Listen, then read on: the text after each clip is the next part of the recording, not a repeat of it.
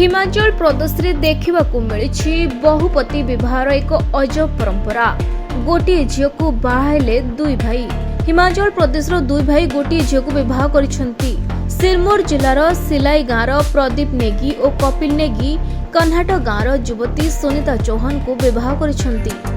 एही अंचल अवश्य एभली विवाह आदौ नुआ नुहे, यह तांकर प्रेम विवाह मध्य नुहे।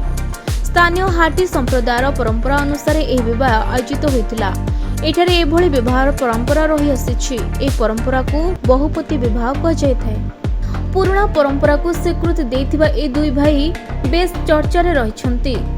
प्रदीप हिमाचल सरकार जल शक्ति विभाग रे कार्यरत रहिथिबा बेले कपिल विदेश रे चाकरी करंती। हिमाचल प्रदेश रे जुलाई 12 तारिख रे ए बाघरटी संपन्न होईछि।